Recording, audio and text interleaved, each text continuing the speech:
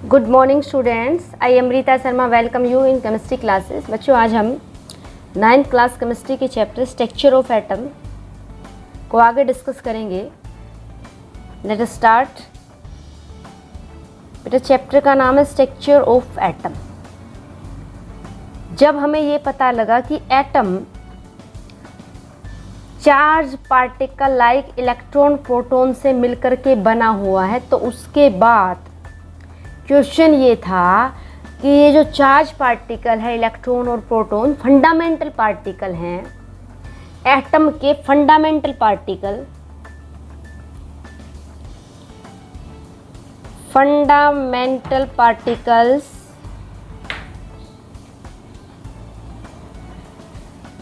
Of atom, electron, proton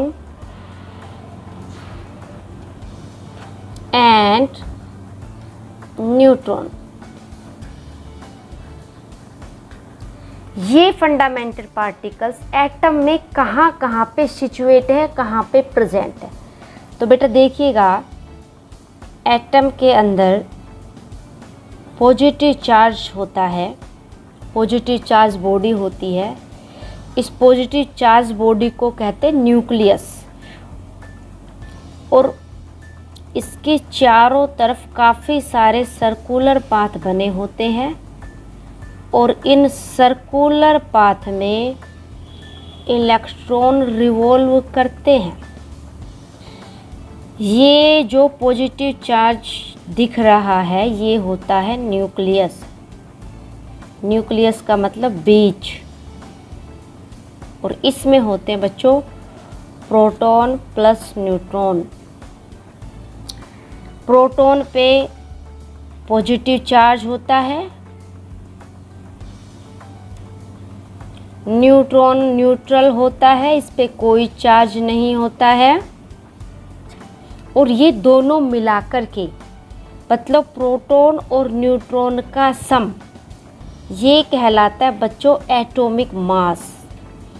इसको atomic mass कहते हैं, और मास नंबर भी कह देते हैं। मास नंबर इसको ए से डिनोट करते हैं। न्यूक्लियस पे पॉजिटिव चार्ज क्यों है? क्योंकि न्यूक्लियस में प्रोटॉन और न्यूट्रॉन होते हैं। न्यूट्रॉन पे कोई चार्ज नहीं होता है, और प्रोटॉन पे कैसा चार्ज होता है? पॉजिटिव। 9 इलेक्ट्रॉन का जो मास है वो प्रोटॉन के मास के कंपैरिजन में नेग्लिजिबल है। इलेक्ट्रॉन इस पॉजिटिव चार्ज बॉडी, जिसको न्यूक्लियस कहते हैं, इसके चारों तरफ सर्कुलर पाथ में रिवॉल्व करते हैं। और बेटा इन सर्कुलर पाथ को, ये जो सर्कुलर पाथ बने हुए हैं, इनको ऑर्बिट कह देते हैं, सेल भी कह देते हैं, एनर्जी लेवल भी कह देते हैं। एनर्जी लेवल भी इनको कह देते हैं, और इनको नाम दिया गया है KLMN, ऐसे first shell KLMNO and so on. ये सर्कुलर पाथ है जिनमें इलेक्ट्रॉन रिवॉल्व करते हैं। इनको क्या कहते हैं बच्चों? इनको ऑर्बिट कहते हैं। तो एटम के स्ट्रक्चर की बात करें तो atom 3 fundamental particle electron, proton, neutron से मिलकर के बना हुआ है। एटम के सेंटर में पॉजिटिव चार्ज बॉडी है जिसको न्यूक्लियस कहते हैं, और न्यूक्लियस में क्या क्या होता है बच्चों? प्रोटॉन और प्लस न्यूट्रॉन। न्यूक्लियस पे पॉजिटिव चार्ज किस वजह से होता है? प्रोटॉनों की वजह से। प्रोटॉन और न्यूट्रॉन के सम को एटॉमिक मास कहते हैं, मास नंबर भी कह देते हैं। इलेक्ट्रॉन सर्कुलर पाथ में रिवॉल्व करते हैं। इन सर्कुलर पाथ को हम बच्चों ऑर्बिट कह देते हैं, सेल्स कह देते हैं, एनर्जी लेवल भी कह देते हैं। प्रोटॉन और न्यूट्रॉन के सम, जिसको हम एटॉमिक मास या मास नंबर कहते हैं, इसके सम को न्यूक्लियॉन्स भी कह देते हैं। न्यूक्लियॉन्स का मतलब होता है प्रोटॉन प्लस न्यूट्रॉन का सम। एटॉमिक नंबर क्या होता है? एटम में प्रेजेंट प्रोटोनों को ही एटॉमिक नंबर कहते हैं, क्योंकि प्रोटॉन और इलेक्ट्रॉन बराबर होते हैं। तो एटॉमिक नंबर क्या हुआ बच्चों? नंबर ऑफ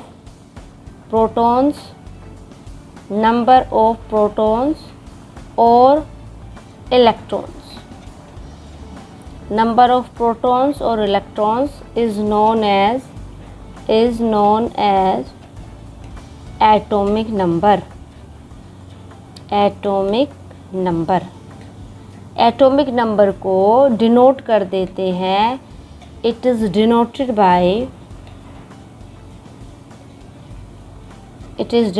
बाय जेड से डिनोट कर देते हैं। तो जेड क्या होता है? जेड होता है एटॉमिक नंबर, और ये किसके बराबर होता है? नंबर ऑफ प्रोटॉन्स और electrons.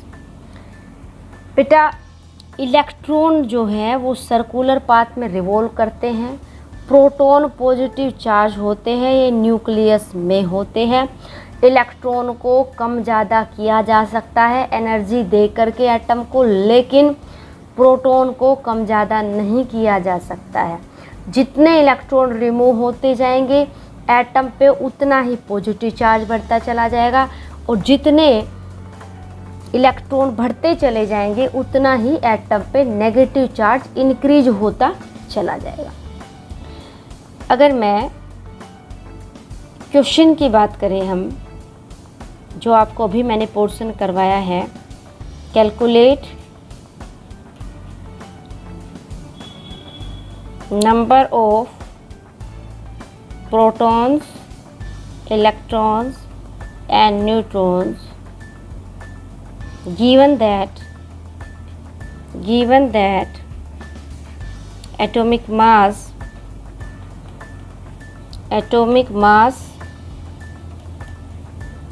is equal to 24 U and atomic number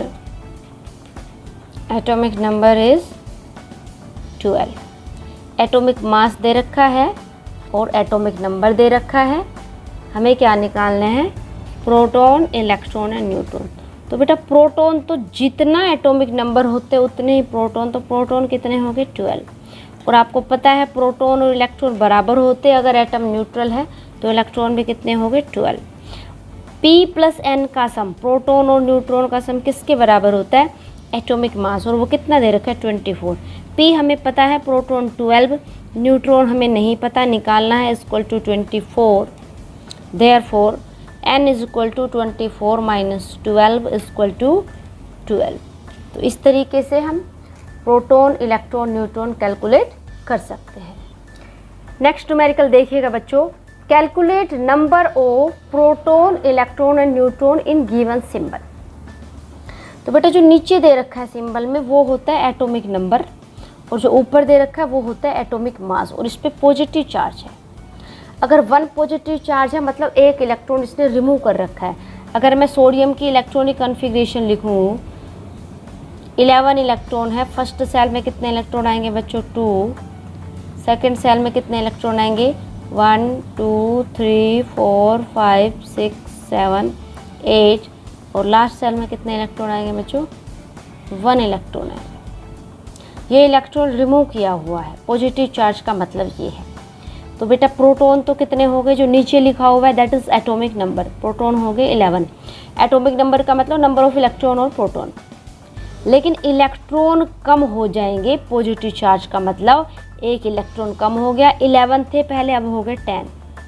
neutron और प्रोटॉन कम ज़्यादा नहीं हो सकते, न्यूक्लियस के अंदर होते हैं। न्यूट्रॉन कैसे निकलेंगे? जो हमारा एटॉमिक मास ए है उसमें से प्रोटॉन हम माइनस कर देंगे, क्योंकि P प्लस N का सम किसके बराबर होता है? एटॉमिक मास के बराबर होता है। तो न्यूट्रॉन आपके कितने आ जाएंगे? 23 माइनस 11 इक्वल टू 12। अगर पॉजिटिव चार्ज है तो उतना ही हमें क्या करना है बच्चों? कम करना है, और जितना नेगेटिव है उतना ही ज़्यादा करना है। फॉर एग्जाम्पल मैं आपसे कहती हूँ कि O2 नेगेटिव में इलेक्ट्रॉन बताओ एंड Cl नेगेटिव में इलेक्ट्रॉन बताओ। इसका एटॉमिक नंबर होता है 8 और इसका एटॉमिक नंबर होता है 70। तो इसमें कितने इलेक्ट्रॉन हो गए बेटा? 8 है और 2 माइनस, माइनस का मतलब प्लस, मतलब गेन कर रखा है, अपोजिट है। अगर एटम इलेक्ट्रॉन गेन करता है तो उस पर नेगेटिव चार्ज आता है और लूज करता है तो उस पर पॉजिटिव। तो कितने आ जाएंगे 8 + 2 = 10 इलेक्ट्रॉन। और क्लोरीन में कितने आ जाएंगे इलेक्ट्रॉन 17। तो पहले थे, एक गेन कर लिया तो कितने आ जाएंगे बच्चों 18। इस तरीके से हम न्यूमेरिकल इस चैप्टर के करेंगे और आगे भी हम ये चैप्टर डिस्कस करेंगे। आई होप गाइज आपको समझ में आया होगा। Thank you, have a nice day.